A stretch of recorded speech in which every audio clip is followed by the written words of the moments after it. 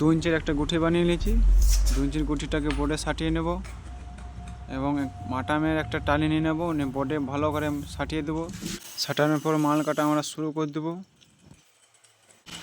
পাক্কা যেন 2 ইঞ্চি বেরোয়, 2 ইঞ্চি থেকে বেশিও না, 2 ইঞ্চি থেকে কমও না। যখন ডিজাইনটা বসাবো তখন ফাঁক বা কোনো কিছু মারবে না, ওই জন্যই। এবার আকাশিটা 2 ইঞ্চি কেটে নেব। সিঙ্গারা কাটিং করার জন্য আমরা একটা টালি নিয়ে নেব, বোর্ডে ফ্রেশ করে নিয়ে নেব। 3.5 ইঞ্চি 1 সুতো বা 3.5 ইঞ্চি 1 সুতো দাগ মেরে নেব।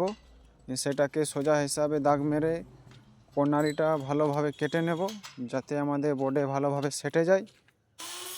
একটু যদি ফাঁক আর সব হয় তো একটু ছেলে ছালে ভালো করে বোর্ডে সাটিয়ে নেব, কেন কি ফাঁক মারলেও কর্নারি যখন সিঙ্গারা কাটিং বের করব তখন একটু অসুবিধা হতে পারে। এই দেখেন, এইবার আমরা সিঙ্গারা টাইলস কেটে নিয়েছি।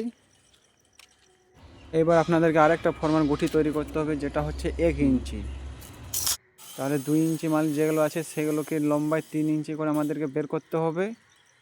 এবার একটু ডিজাইনটাকে টাইলসের ওপরে সাজিয়ে দেখে নিই কেমন লাগছে।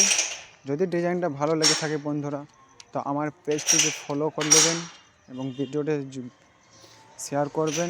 এরকম ভিডিও আমার পেজে প্রতিদিন আপলোড হতে থাকে। কখনো ফানি ভিডিও করি, কখনো টাইলসের ডিজাইনের, কখনো টাইলস ফিটিংয়ের ভিডিও আপলোড করতেই থাকি। এবার আপনারা সাপোর্ট করবেন তো আমাকে আরও আনন্দ লাগবে, আরও ভালো ভালো ভিডিও পোস্ট করতে